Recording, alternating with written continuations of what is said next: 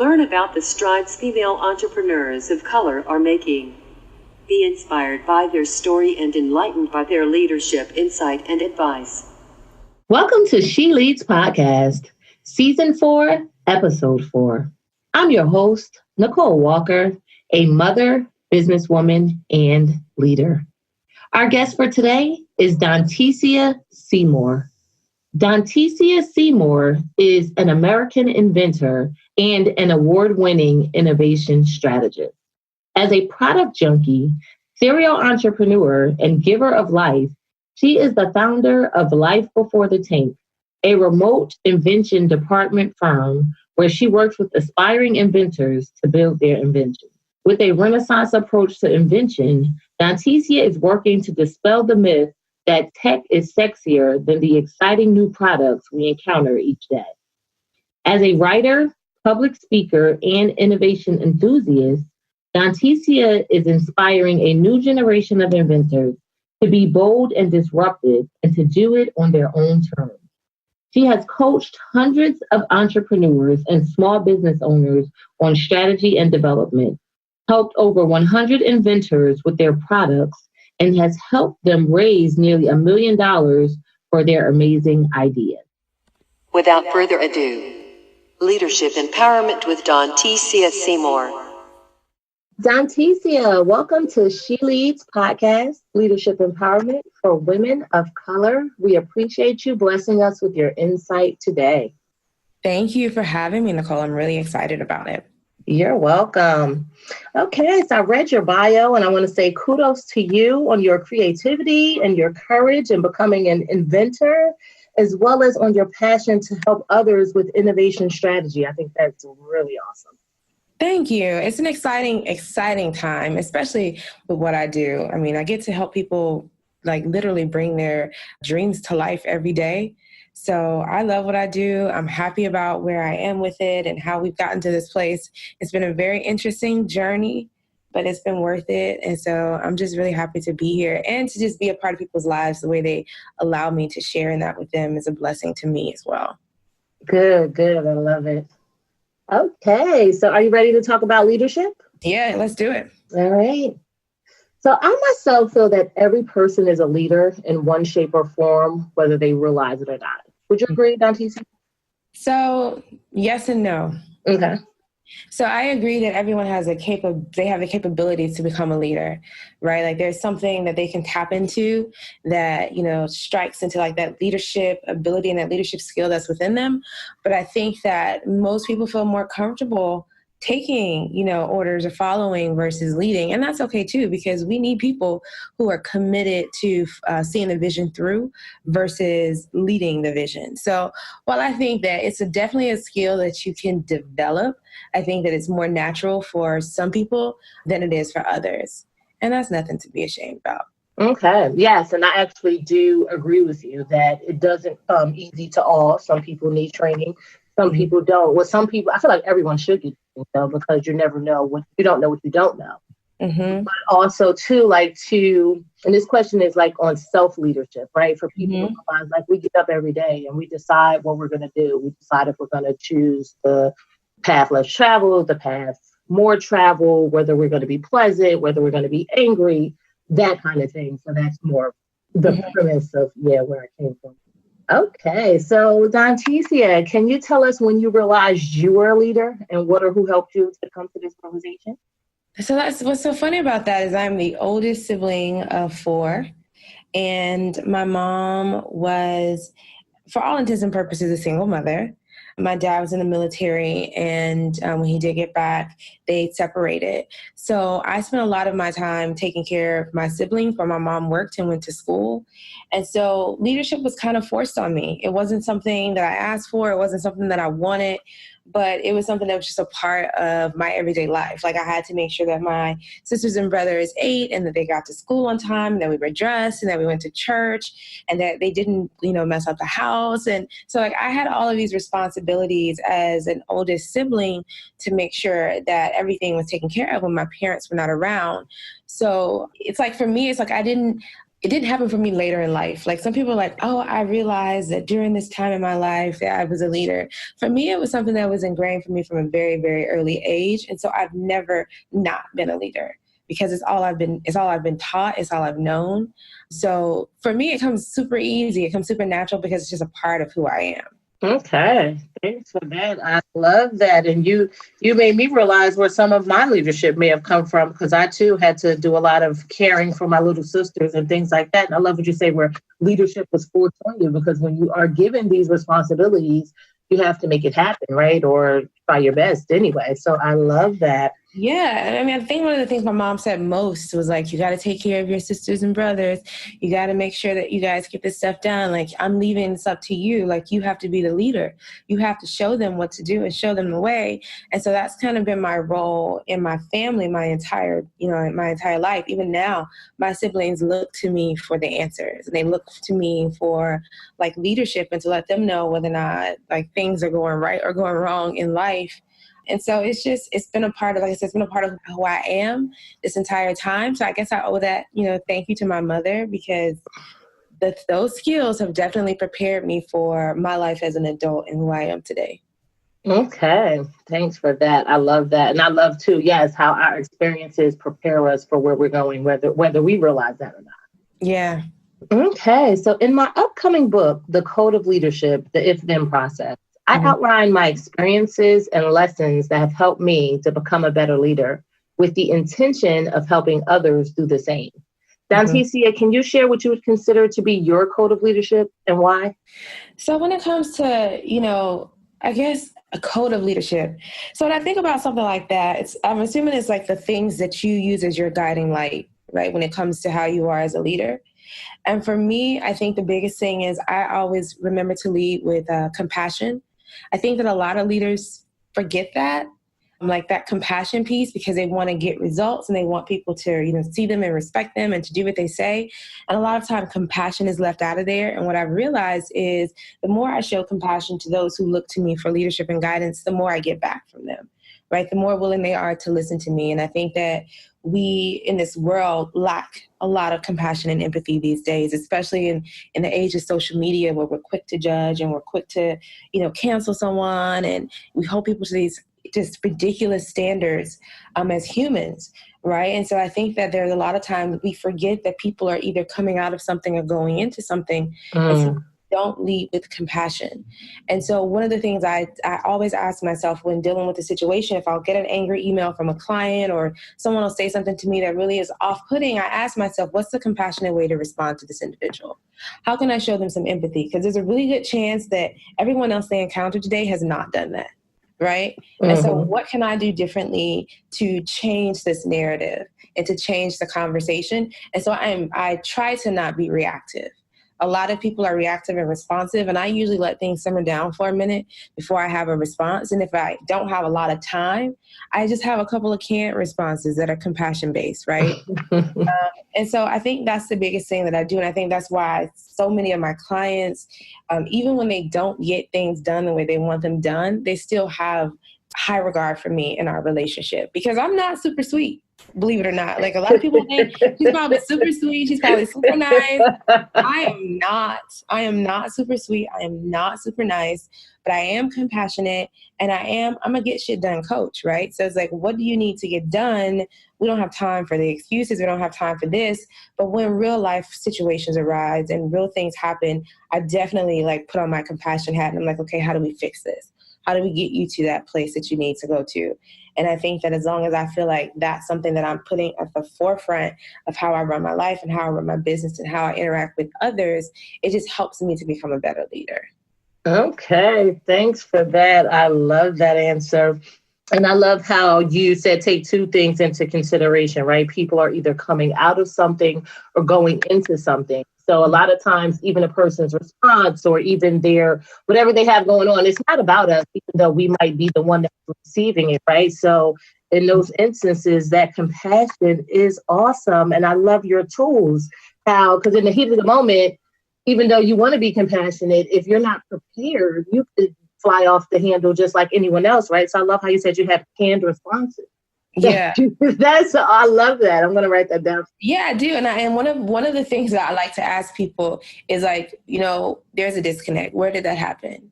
Like something has happened. So tell me where the disconnect is.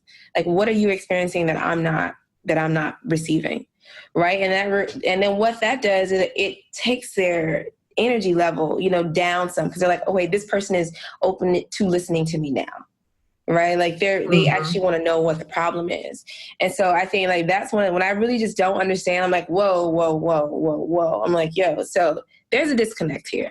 I want to get to where you are. So you got to lead me there. So tell me what I'm missing. What am I not seeing?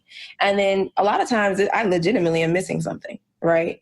And I'm able to get to the root cause of a problem versus the symptoms. And I'm able to diagnose that and fix those things. And that's what's helping me in my business, because I've had a couple of people come at me and I'm confused. I'm like, whoa, I don't really see what's happening here. I've given you these things that you've asked for and these tools. Why are you angry? And they say, well, I'm angry because I didn't like the way you responded to this thing, because this made me feel a certain way.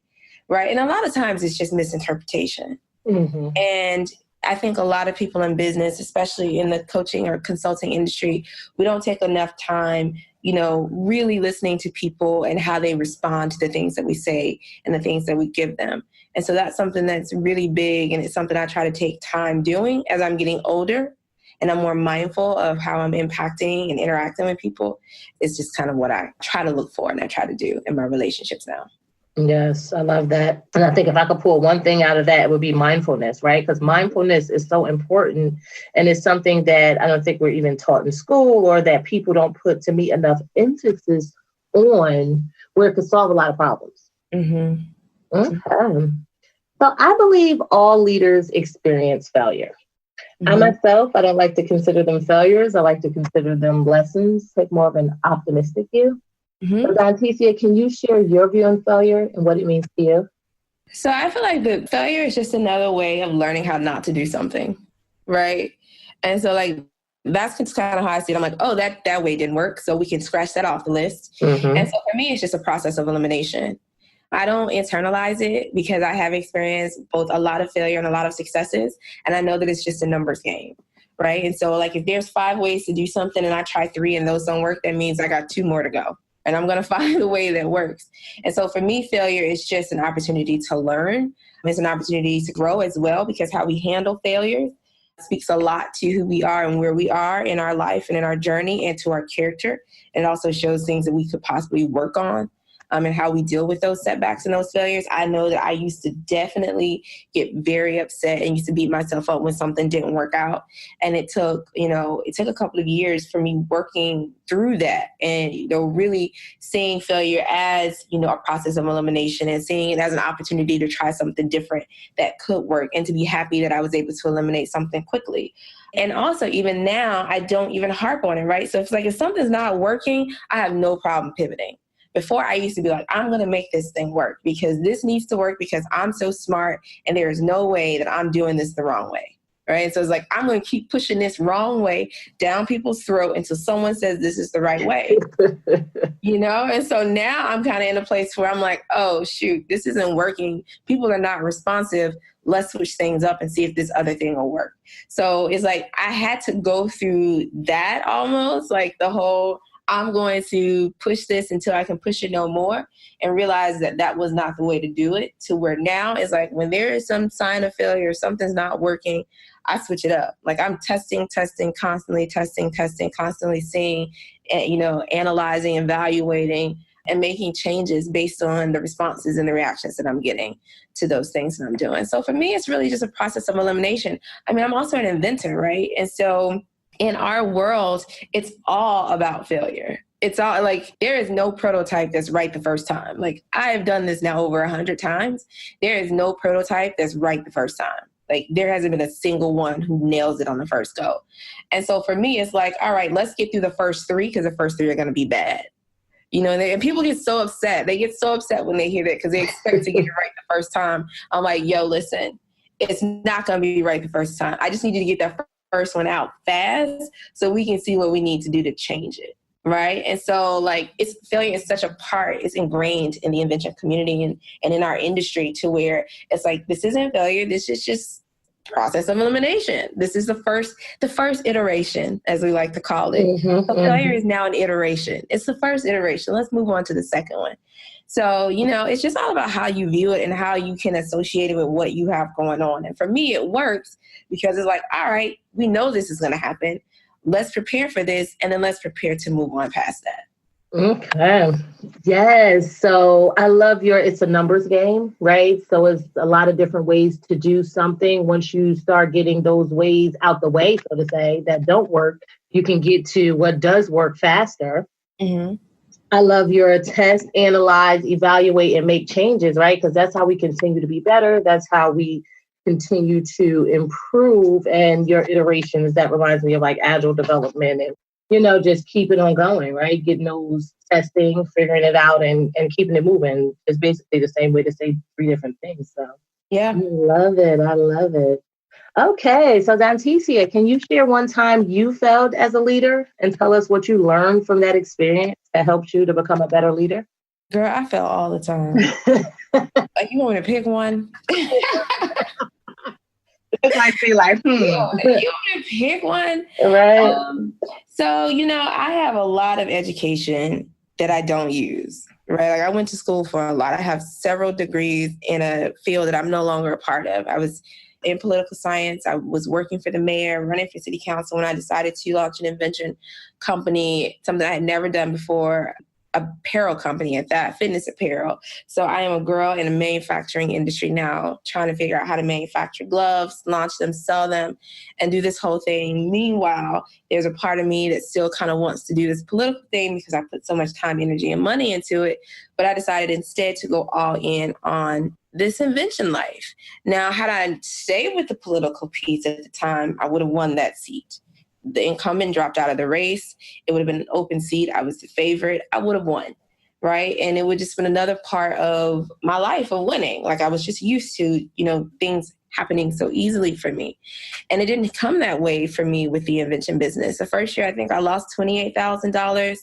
I had everyone under the sun telling me I need to stop. I need to pack things up. I need to, just like go back to politics and go back to government and doing the thing that I was doing before, because I clearly was not being successful at it, and I remember having a conversation with my best friend, like that first year of Christmas Eve, or maybe it was like New Year's Eve, right around that time. And I said to her, how did I get here?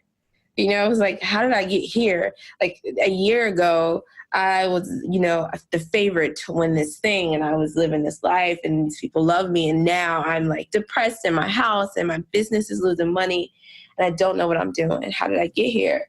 And she was like, are you surprised? Like, you're doing something completely different. You're doing something you've never done before. You thought that it was just going to come to you easily because other things have come to you easily. And the things that you want, like those things, those big visions that you don't quite understand, but you follow anyway, those are the ones that take work. Those are the ones that are going to take time. Mm-hmm. And, for me, it was just like pushing through all of those failures, getting it wrong, having manufacturing delays. And then when the products did come, having them wrong and having to ship them back to the manufacturer, missing out on the whole holiday season, right? The kind of stuff that could cripple a business and could cripple you when you're just starting out with something. It's definitely the type of environment that makes you want to quit and walk away. And, that's kind of where I was with it, but I knew my why.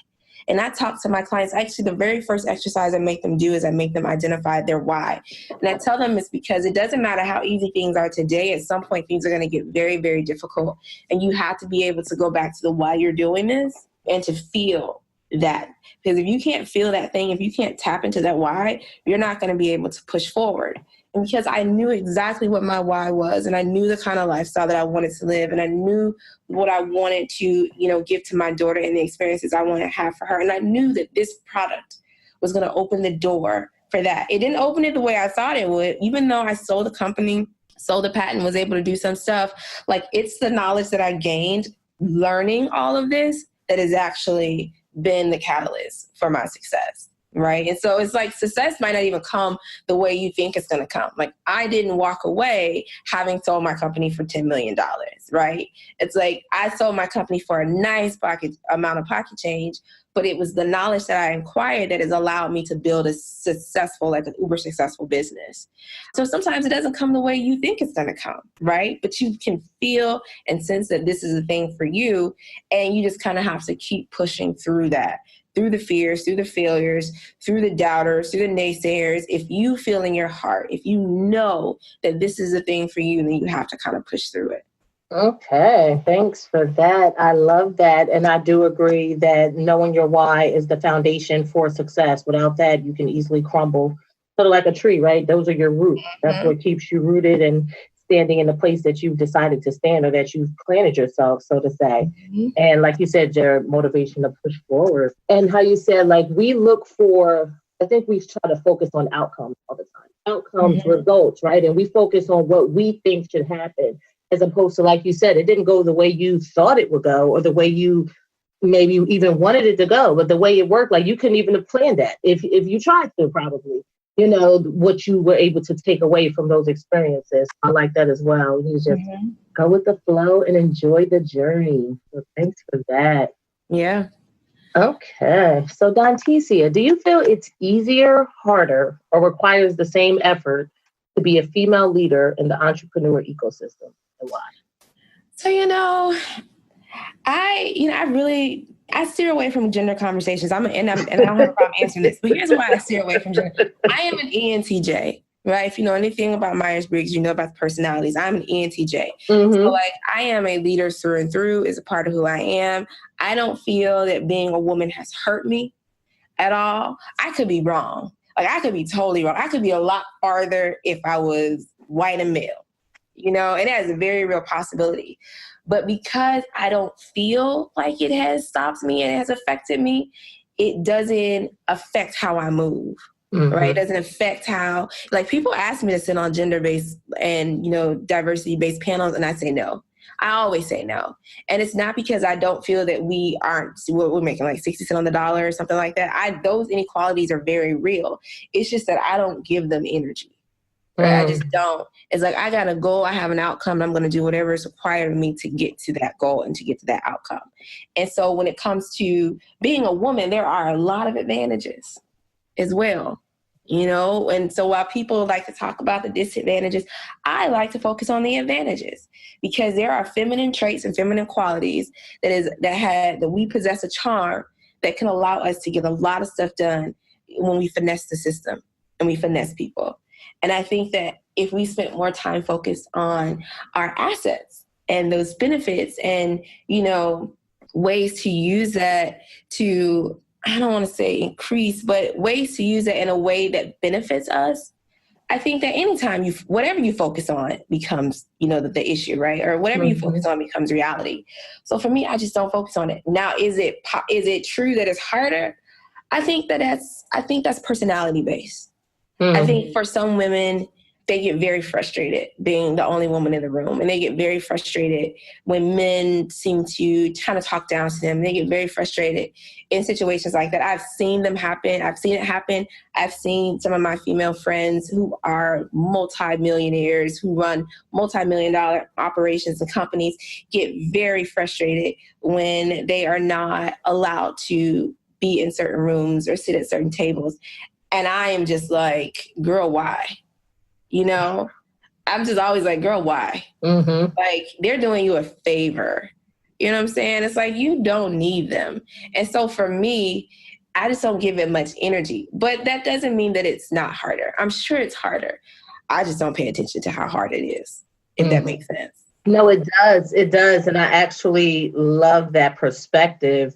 It's funny, like when I originally, and I've told this in previous episodes, when I originally came up with that question, it was from a mindset of like, I came from corporate America, like you said, like the inequality is real. It's real, but you get what you focus on, right? So don't pay attention to that. Just pay attention to what you have to offer and push forward to your goal and you'll get there. But if you pay attention to all of the noise or whatever you want to call it around you, then you'll get stuck there. So I do agree with you and I understand exactly what you're saying. And the ecosystem is changing. Yes. right? Now that I love. It's all changing. The ecosystem is changing. And so as it continues to change, more opportunities will open up for women, all women, women of color, white women, everyone. The ecosystem is changing and more women are in power now. We have more access to the dollar without having to go through our male counterparts. And so much is changing with this access to where giving men any energy is a waste of time. Like legit. Like giving someone any power over what you're able to do when there's so much access now is a waste of time. Mm-hmm. And so that's why I don't do the panels. I'm like, for what? We're going to sit around and talk about it. And then what? Is anyone going to go home and do anything productive with this information? So it's like, no, why are we sitting around having a pity party? We know what the inequalities are. We know that things are out there that's happening that's unfair and it's going to continue to happen. So why not instead have conversations about, okay, girl, what can we implement today that's going to make you a success tomorrow? Mm-hmm. Yes, I love that. Focus on the success. Thank you. Okay. All right. So productivity is a hot topic right now. It should be. Many people want to know how to do more with less and be efficient. As a successful leader, this is a must. Donteacia, do you have any productivity tips to share with our listeners? Yeah, so I ultra work. I am a person who is hyper-focused. I hyper-focus in 3-hour increments. So yeah, I think that's the biggest thing. I think one of the best books I've read in the last 6 months has been the 12-week year. Or maybe it was it's in the last 9 months, the 12-week year. And it talks about how to organize your work in a way that's most productive and how to plan out your year in increments of 12 weeks versus a full year. Because when you spread things out, you wait to rush at the end, right? It's like if I want to do, let's say I want to do $1 million this year. And it's the first 6 months I'm kind of pattering around and I've done 200,000. And now this second 6 months, I'm like, okay, I got to rush and do 800,000. Or I wait until the last quarter. I'm like, okay, I got to figure out how to make 600,000 in the quarter. And so what I love about the 12-week year is it breaks it down in ways that are much more digestible versus long-term, this is what I want to do in a year. And then at the end of every 12 weeks, you reassess and you do it again. But what I do during my regular weeks is I do something called ultra working. That's actually a program where they do it with you, but I do it by myself also. And what it is these increments where you work in 3 to 4 hour blocks, 30 minutes on, 10 minutes off. So I work for 30 minutes and then I take a 10-minute break. And then I work for 30 minutes and I take a 10-minute break. And so I'll look up 3-4 hours and you're 4x times more productive than you would be if you were just working regularly throughout the day. So I have these hyper-focused blocks of time that are blocked off 3 times a week. I actually only ultra work 3 times a week. So I work hyper-focused 12 hours a week, but I get 40 hours worth of work done in those 12 hours, which gives me a lot of other time to do other stuff that I want to do. Yes, I love that. I love that. And I have heard of that before. I don't know if I've heard the term ultra work, but definitely working in those increments and giving yourself that 10 minutes to refresh and then bring yourself back to keep pushing so that you don't burn out or just feel overworked. Yeah, I think they call it working in sprints. I think that's what it's called. It's yeah, sprints. But I do this with a group of people and we ultra work. And it's people from around the world and we'll hop on Zoom and there'll be 80 people. And then there's a timer and the guy's like, all right, let's work. And then everybody puts their head down and they work. And then we take a 10-minute and then we're back at it again. So it's really nice to work with the community because you're a lot more focused when there are other people working. But I've done it so much now to where I can do it on my own without having to do it with the team. Okay. I like that. Yes. And I do agree. Have the team to do it and also learning how to allow yourself to do it on your own is awesome. Okay. So Donteacia, can you share an experience that blessed your leadership and tell us about the outcome or the takeaway that you learned? Yeah. So I used to be a hothead. Like I loved arguing and it brought me joy. It did. I mean, I grew up in a household. My mom used to argue all the time. And so it was just a part of who I was. And I was working for, Florida State College in Jacksonville. And I had an amazing boss. And he would say stuff to us like, I'm just here to help you along your career arc. This isn't your final stop. This is just where you are in your career arc. And he knew that I wanted to get into politics and I wanted to do all this other stuff. I was a recruiter for the GED programs. I used to go out into the community and get people, adults mostly, to come back to school to get their, literacy exams done so they can live better lives. Like, that was my thing. And I sat on the literacy council in Jacksonville, and I was the only Black girl. I was young. Everyone else was older, white. Like, that was the reality. And so there was a coddle mentality when it came to engaging our community in encouraging them to come back to school. And I was vehemently opposed to that approach.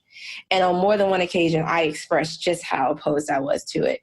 And one day my boss, who also sat on the council, said to me, he said, you're making very valid points, but no one can hear you through all the anger.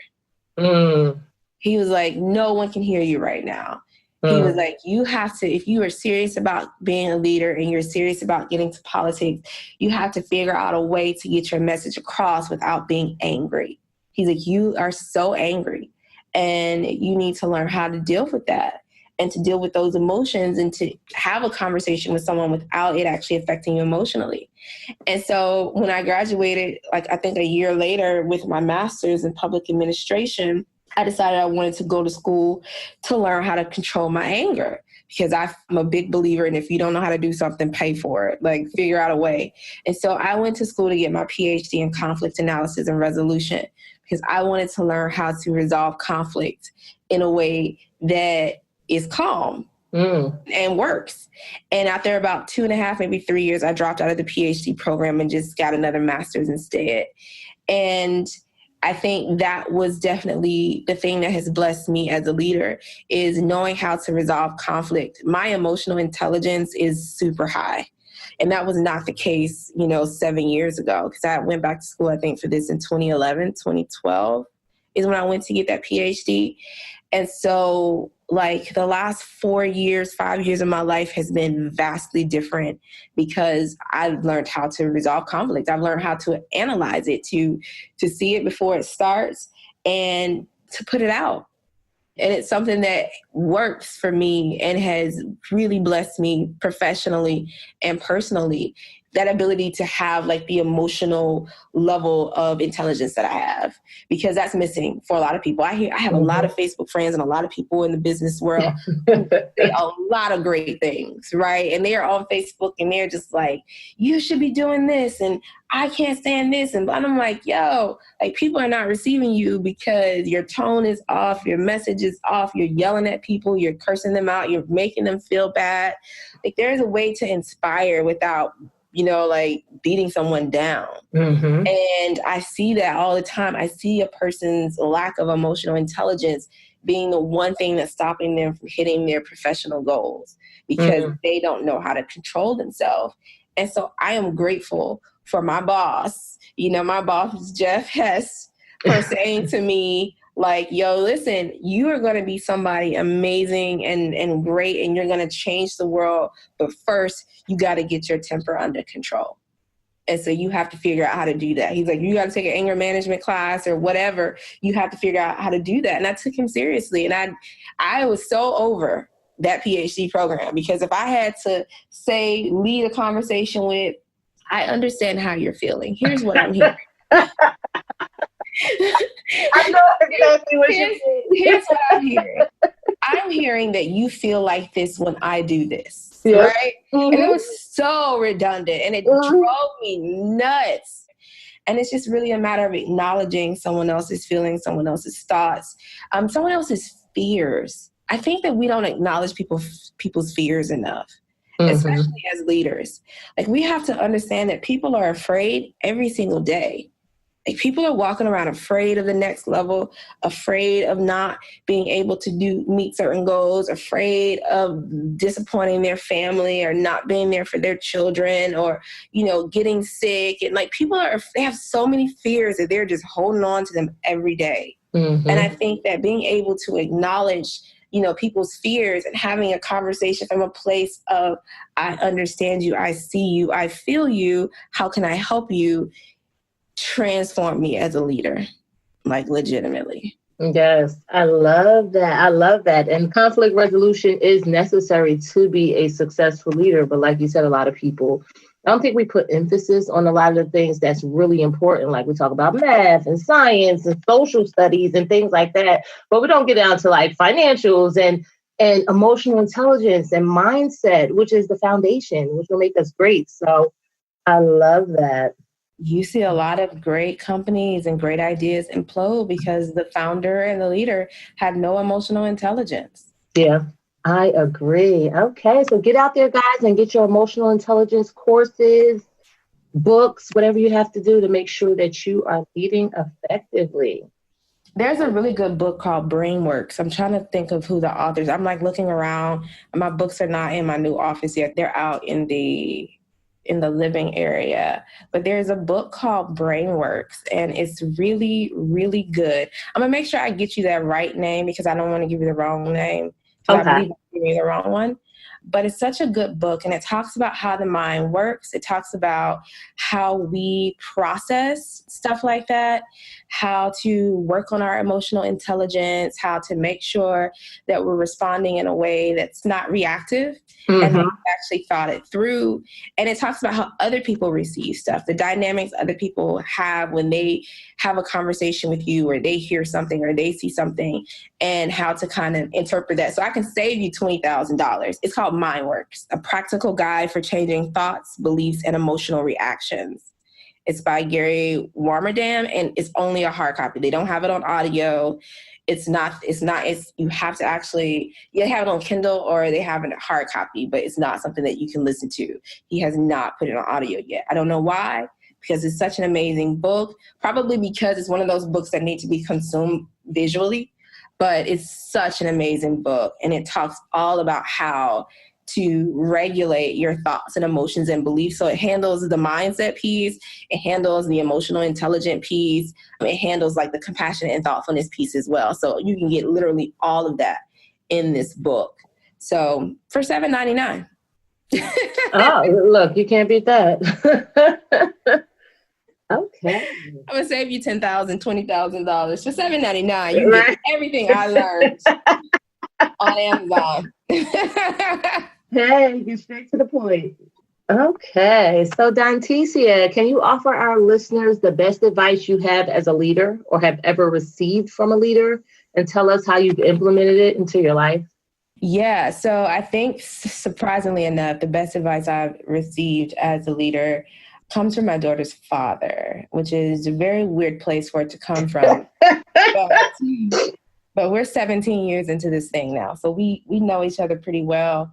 And, you know, one of the things he said to me was quite a bit a ways ago, and we kind of touched on it here, but it's the thing that sticks with me all the time. And it's, you know, it's not about you. It's never about you. Right? You know, like everything is not about you. Me being sad, me being angry, it's not about you. And I think that a lot of times as leaders, when something doesn't go right, we internalize it as something that we've done wrong. When people are not responsive to what we're trying to teach them or show them, we take it personally as something that we've done wrong. And so I think the biggest thing that I always remember is that it's not about you. Like, it's not about me. Like, if my goal is to help others reach their dreams, then it's about them. Right. And so when I'm talking to my clients or when I'm doing a Facebook Live or I'm about to and I'm preparing for it, the conversation I always have is, what do they need?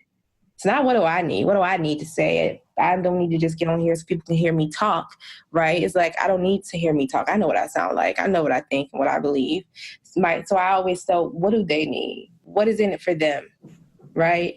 And so it's funny that it came from him, but like that thing that changed me. Like that thought process, just that it's not about you, changed how I do everything, right? So it's like, how can I make it about them? Especially considering my clients are all inventors who are super vulnerable, who are super scared, who this thing is a part of them, you know, it lives and breathes inside of them. It's their baby, it's their idea.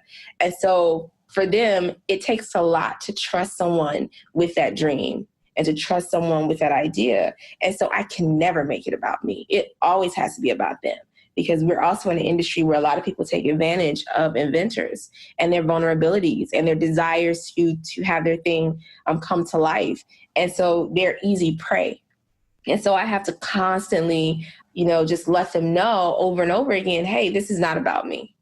I have my invention. I've done my thing. This is about you. And I think that just having that mindset when I get really frustrated, which does happen, I get frustrated often. When I get really frustrated, I have to say, it's not about me. Put yourself in their shoes. Like, how do they feel? And that goes back to like the compassion piece, the emotional intelligence piece. It all ties in. And it took a while for me to get here. But I'm here. I'm here. Yay. Yay. I'm here. It took a while for me to get here, but I'm here. And I think that that's probably the biggest asset that I have is that it goes back to mindfulness, right? I'm mindful and aware of others. Yes. I agree with you. And yeah, I've been there. And it takes a while to get out of that mindset. But once you're able to, then you're actually able to help people more and be less reactive to people and things like that. So thanks for that. Okay, so Donteacia, you made it to the finish line. How do you feel? I love finish lines. Yes. Okay, well, I want to thank you again for being our guest on She Leads podcast, Leadership Empowerment for Women of Color. But before we part, do you want to give our listeners your contact information or mention any events, products, services, and or ventures that they would benefit from knowing about? If you guys want to just kick it with me and hang out. I'm on Instagram at Donteacia. I don't post a lot, but I post sometimes on there. But on Facebook, I'm pretty active. You can find me at Donteacia Seymore. I'm the only one in the world, so it's really easy to find me. I'm at Donteacia on Facebook. If you have an idea for an invention, there's several ways. You can go to DonteaciaSeymore.com. I also have a Facebook group called Build, Fund, and Launch Your Awesome Invention. So you can join us in there and we can help give you guidance and you can have a community of other inventors who are building their products as well. But honestly, you put my name in Google and you'll find me because legitimately I'm the only one that comes up. but the easiest way to get to me is through Facebook or through the website at DonteaciaSeymore.com. And no big events coming up. Externally. Lots of events for my clients, but no external events coming up. Okay, guys, that sounds like we should be a client. All right. Well, thank you, Donteacia. We appreciate your insight today. Thank you for having me. I'm excited. I'm happy to be here, and I really appreciate you taking the time to talk to me. You're welcome.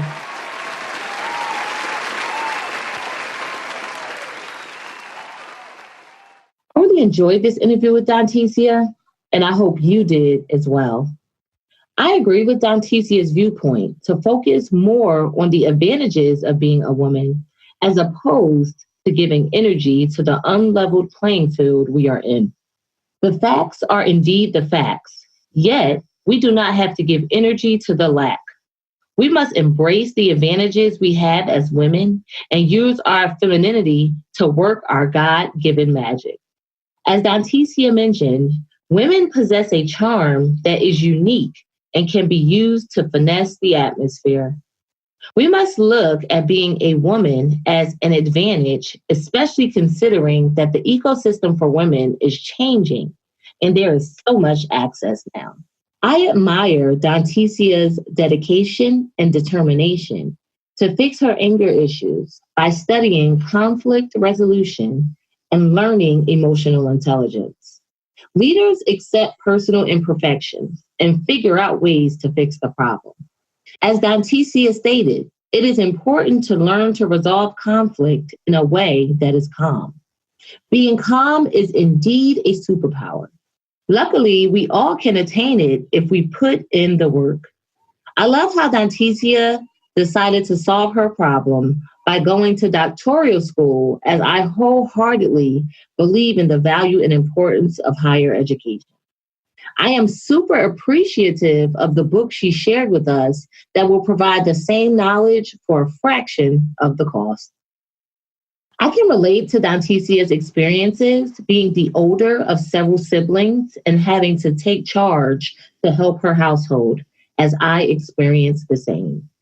Our upbringing definitely molds us for our future, whether we realize it or not. As an adult, I often look back over my childhood experiences and am grateful for occurrences that I did not necessarily enjoy while growing up. Character building is not an easy process, yet it is essential to reach our peaks as individuals. A quote by Eleanor Roosevelt reads, Character building begins in our infancy and continues until death. Nicole Walker's takeaway for this week. Donteacia mentioned the importance of being compassionate with others to resolve conflict and build trust.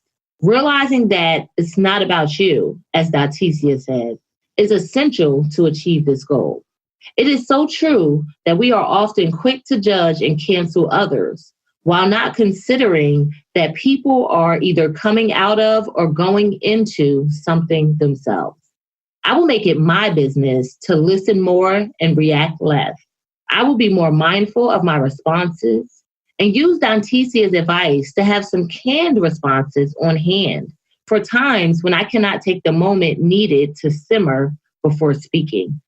I care about how I am impacting and interacting with others, so compassion is a must. A quote by Audrey Hepburn reads, "Nothing is more important than empathy for another human being's suffering. Not career, not wealth, not intelligence, certainly not status. We have to feel for one another if we're going to survive with dignity." And now we have Nicole Walker's Leadership Challenge of the Week. My leadership challenge for you will be to think about the one thing you can take away from this episode and adopt into your life. I know it's hard to absorb too much information at one time, and it's even harder to try and implement too many changes at once. When I attend trainings or listen to podcasts, I aim to walk away with at least one thing that stuck out to me and one way that I can change as a result. I challenge you to do the same. If you decide to take me up on my challenge, I would love to know about your key takeaway. If you care to share, please go to the She Leads Podcast discussion group on Facebook and leave your comment under the Takeaway Thursday post for Season 4, Episode 4. Don't forget to subscribe to She Leads Podcast for first access to future episodes, and also like and share this episode of She Leads Podcast, which is entitled "It's Not About You" with Donteacia Seymore. Thanks, and until next time, be empowered and empower on.